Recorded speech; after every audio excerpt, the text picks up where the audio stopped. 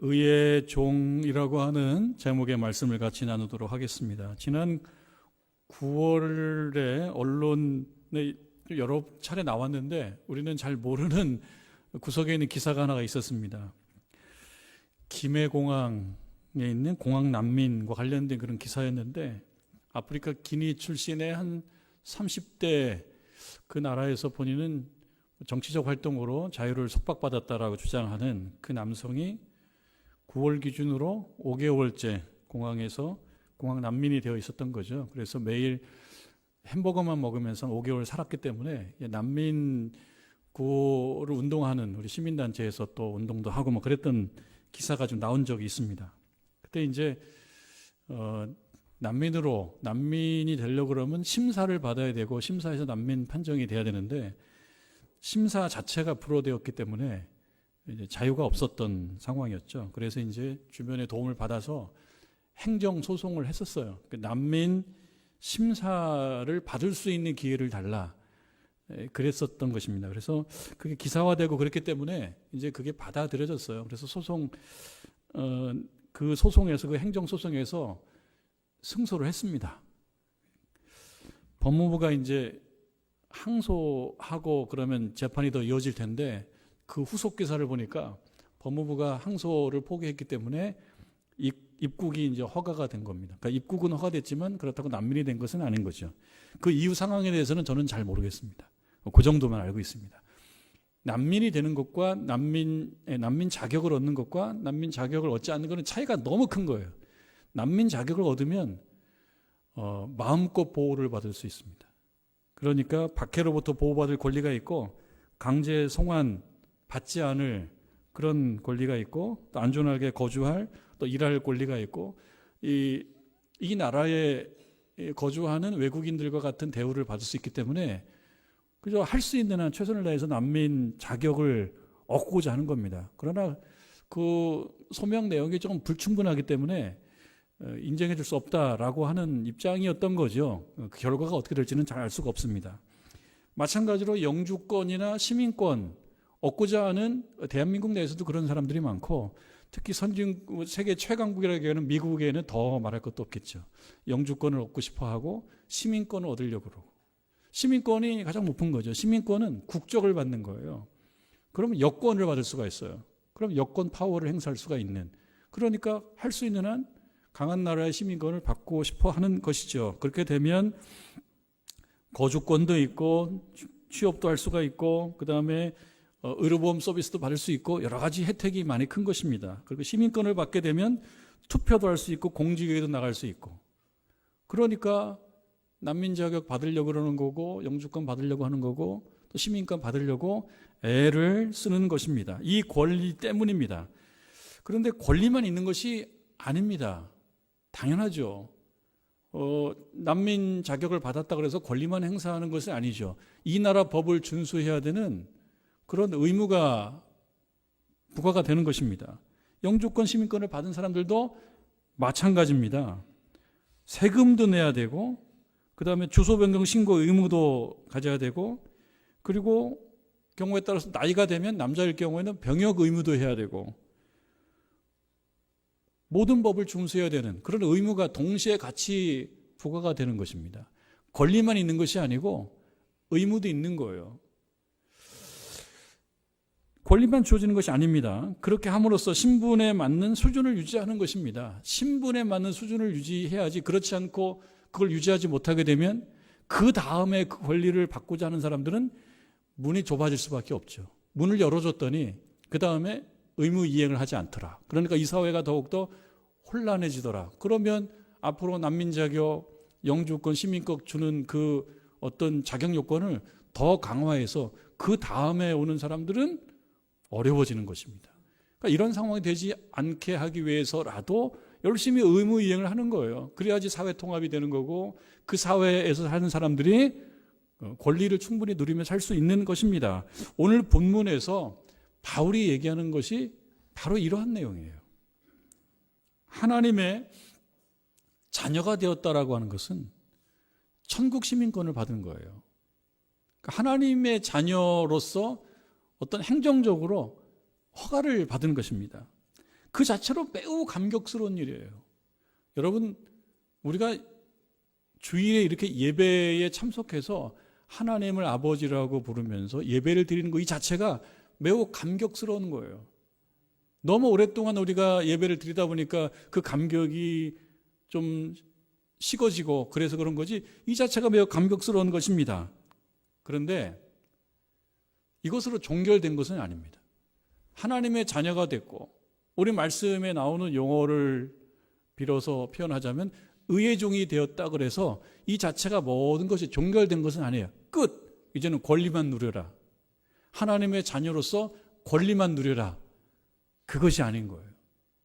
하나님의 자녀로서 권리를 누리면서 동시에 하나님의 자녀된 수준을 유지할 것을 계속 요청받는 거예요. 우리는 그렇습니다. 하나님의 자녀예요. 의의 자녀예요. 의의 종이에요. 여기서 끝나는 것이 아니고 의의 종으로서, 하나님의 자녀로서, 구원받은 자녀로서 그 수준을 유지해야 하는 그 요구와 요청을 매주 받는 거예요. 매일 받는 거예요. 이러한 요청의 구체적인 내용이 오늘 말씀, 우리가 읽은 말씀 15절의 말씀으로 놓고 보면은 제일 끝에 이런 말씀이 있어요. 죄를 지으리요 그럴 수 없느니라. 죄를 짓지 않는 거예요. 하나님의 자녀가 된 자들, 의의 자녀가 된 자들, 의의 종이 된 자들, 이것으로 끝. 권리만 누려라. 난민 자격을 획득했으니까, 영주권을 받았으니까, 시민권을 받았으니까 이제 권리만 마음껏 누려라. 권리를 누려야죠. 그러나 그것이 아니고 마땅한 적정한 수준을 계속 유지하도록 요청을 받는 것. 하나님의 자녀로서 하나님의 시민권, 천국 시민권을 받은 자들은 요청을 받아요. 15절 끝에 나오는 죄를 지으리요 그럴 수 없느니라. 달리 얘기하면은 죄를 짓지 말아라 라고 하는 것입니다. 그런 요청을 받는 거예요. 아주 직선적이고 단순 명료한 말씀이에요. 오늘 우리에게 주신 하나님 말씀, 하나님의 자녀된 자들이요 죄를 짓지 않도록 노력하라 라고 하는 것입니다. 19절의 말씀, 19절에 나오는 그 표현을 빌어서 이야기하자면 19절 끝에는 이런 말씀이 있습니다. 너희 지체를 의에게 종으로 내주어 거룩함에 이르라. 너희 지체를 이라고 하는 표현은, 지체는 팔과 다리와 눈과 귀와 다 포함하지만 너희 지체를 이라고 하는 것은 그냥 너를, 너 자신을 의의 종으로 내주어서 거룩함에 이르라. 이것이 의의 자녀된, 하나님의 자녀된 자들에게 매번 요청되는 그 수준입니다.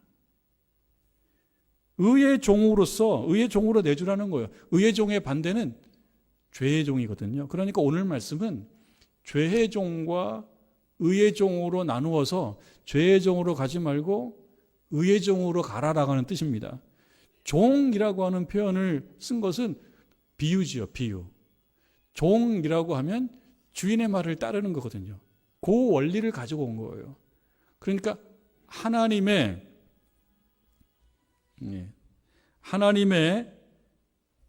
원하시는 바를 순종하며 나아가는 것. 죄의 종이 있고 의의 종이 있어요. 죄의 종이라고 그래서 막 눈에 띄게 신문에 나오게 어떤 범법자 이런 차원이 아니고 하나님께서 말씀하시는 것을 지키지 아니하고 살아가는 것, 그것이 죄의 종입니다.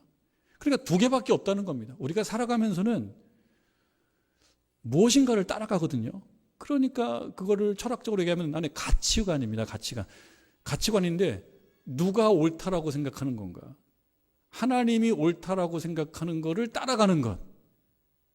그것이 의의 종입니다. 그리고 그렇지 않은 자는 죄의 종이에요. 하나님이 없는 생각, 하나님이 없는 가치, 하나님이 요구하는 것을 생각하지 않은 가치, 그것은 죄의 종입니다.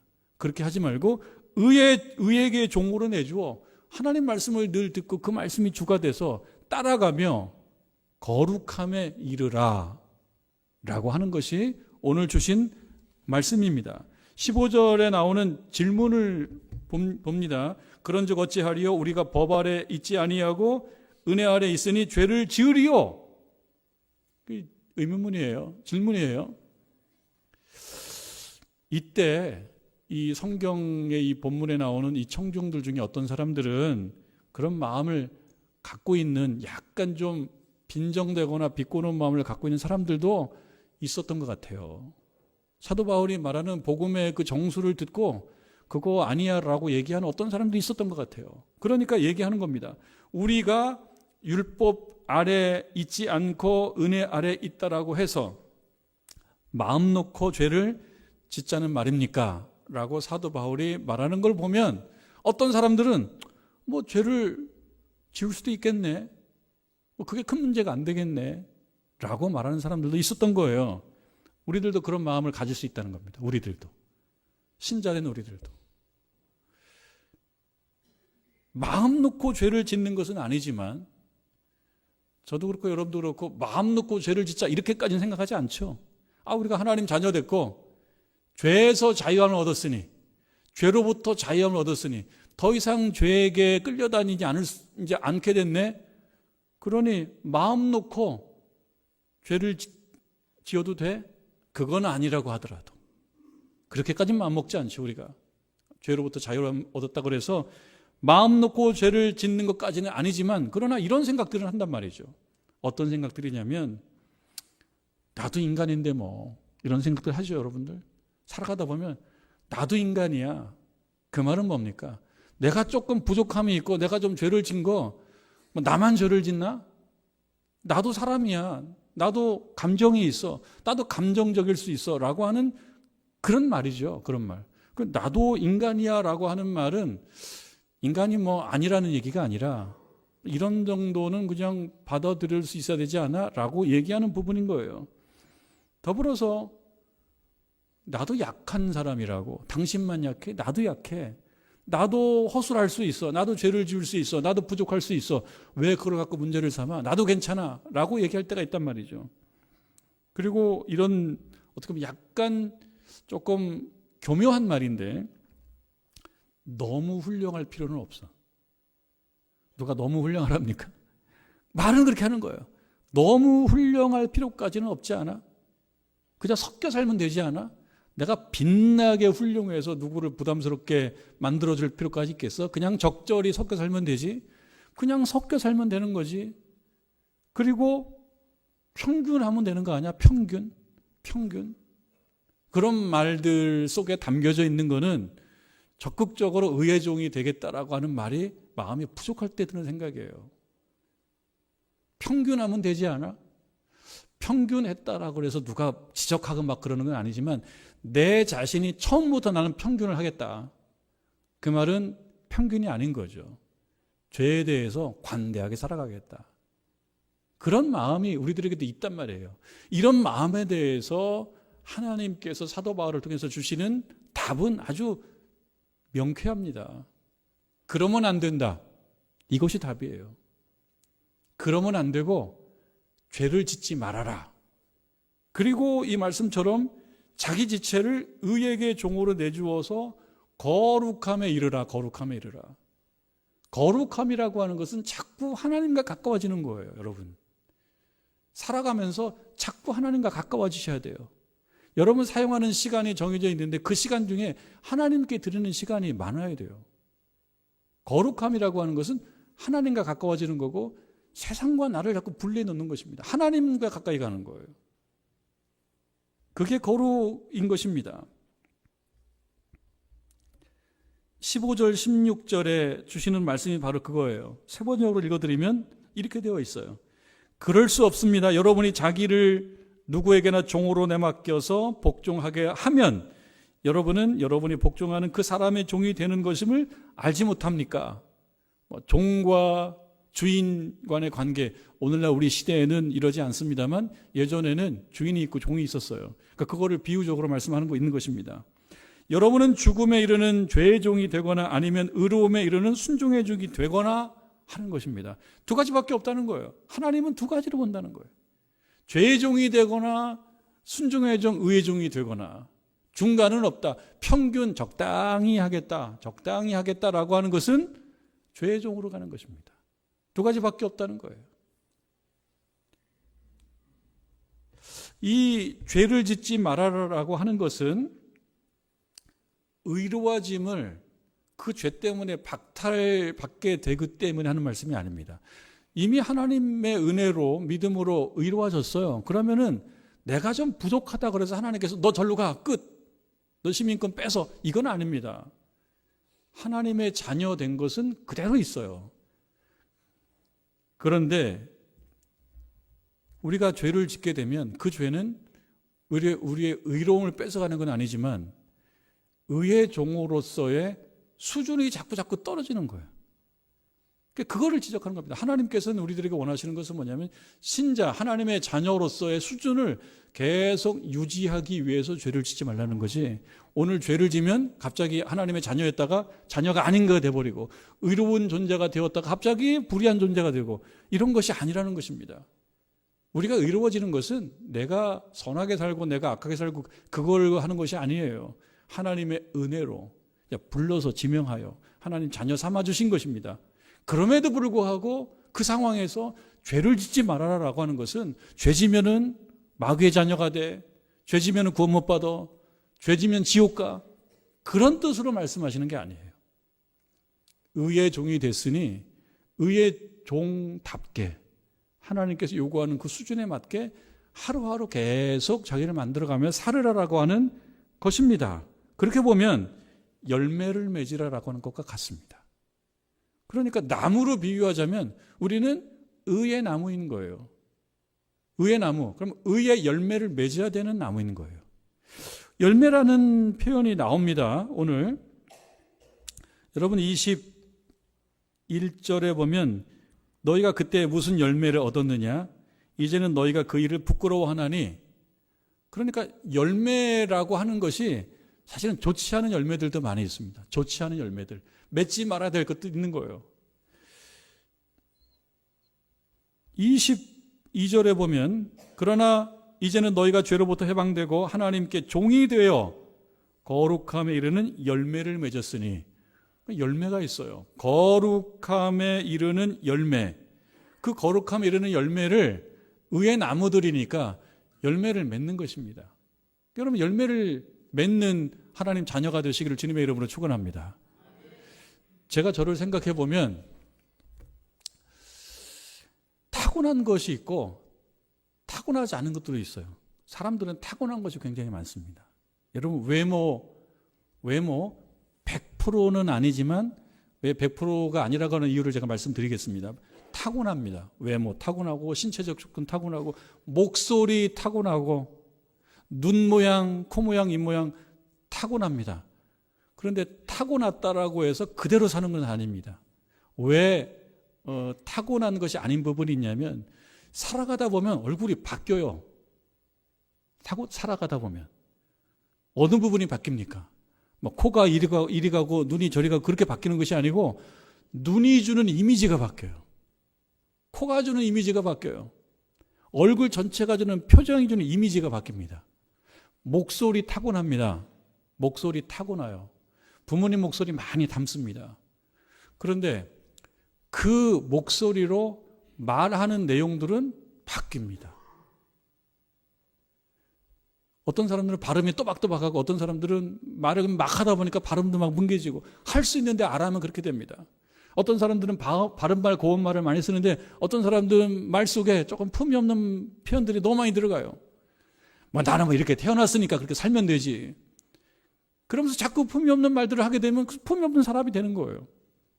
목소리는 그렇게 타고났는데 그 목소리로 말하는 것을 조금 연습하면 더 말을 잘할 수가 있습니다.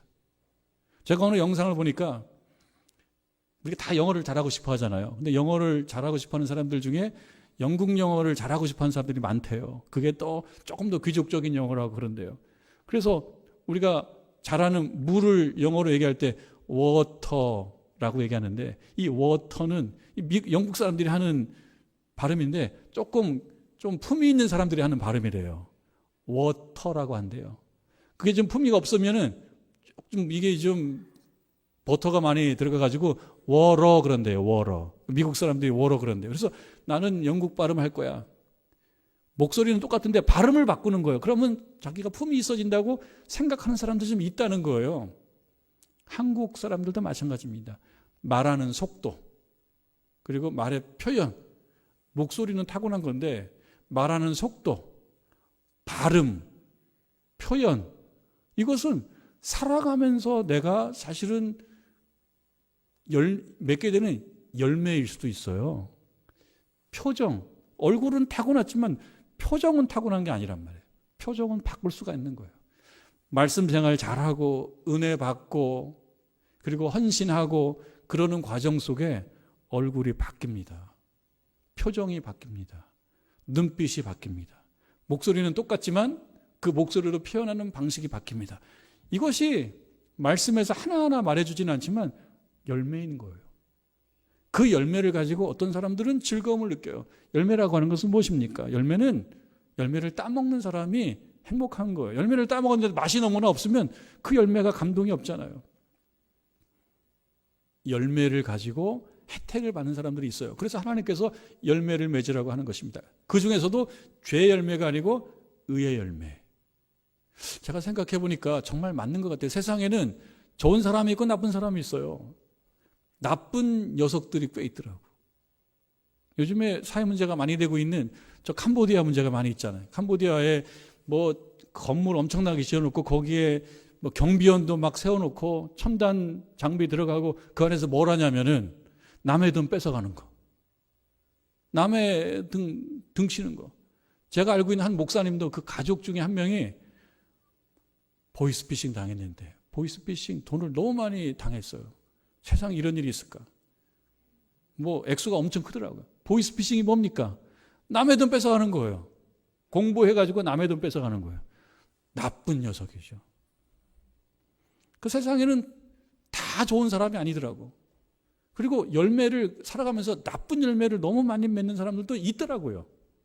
다 죄의 열매죠. 죄의 열매. 신자들은 의의 열매를 맺는 것입니다. 남의 돈 뺏어가지고 상처 주고 눈물 나게 하고 세상 못 살게 만들고 이렇게 하는 것이 아니고 작은 열매부터 큰 열매를 맺는 거예요. 말씨 하나부터 표정 하나부터 손짓 하나부터 이렇게 좋은 의의 열매를 맺으면서 죽는 결과가 아니고 사는, 죽음이 아니고 생명의 열매를 맺는 것, 그것을 하나님께서는 말씀하고 계시는 것입니다. 제가 잘 알고 있는 목사님 한 분이 사과 농장 가족이 하거든요. 종종 거기 가서 일을 하시는데 저한테 사진을 하나 보여줘요. 사과가, 금년 사과가 이렇다고. 여러분 2025년도는 뭐 사상 최고로 더웠다고 그럽니다. 2019년도 기록을 넘어섰다고 그래요. 2025년도가 가장 더운 여름이었대요. 가장 더운 여름인 것까지는 받아들일 수 있겠는데 가을이 되면은 가을스러워야 되는데 가을에 비가 너무 많이 와가지고 여러분 그렇죠? 가을에 비가 참 많이 왔습니다. 아니 강릉에 그렇게 비가 안 온다고 가뭄이었는데 또 9월 10월에 이렇게 비가 많이 오기는 또 없었다고 그래서 강릉은 그저 오고 가고 이 완전히 그 냉탕과 온탕을 왔다 갔다 했어요. 비가 또 너무 많이 와가지고 그러다 보니까 곡식들이 잘 익지가 않아요. 사과는 9월달 10월달에 햇빛이 좋아야 되는데 비가 많이 오니까 햇빛이 별로 없고 비가 많이 오니까 나무가 비를 너무 많이 머금은 거예요. 그래서 사진 하나 보여주는데 사과가 쭉 갈라진 거예요. 이런 금년에 이렇게 됐다고.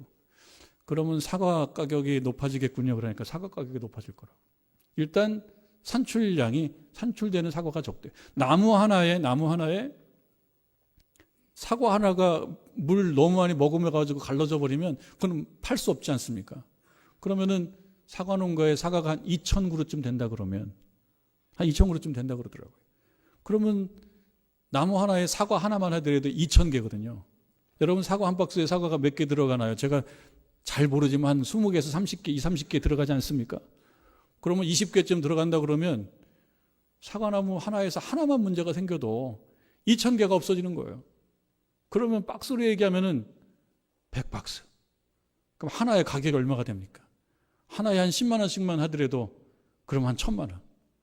그러니까 열매를 못 맺으니까 사과 주인은 애가 타는 거예요. 애가 타더라고요. 그렇게 열심히 약 주고 사과나무 관리하고 그랬는데 물을 너무 많이 먹어가지고 사과가 몇 개씩 그렇게 나무에서 갈라지고 그러니까 손해를 너무 많이 보는 거예요.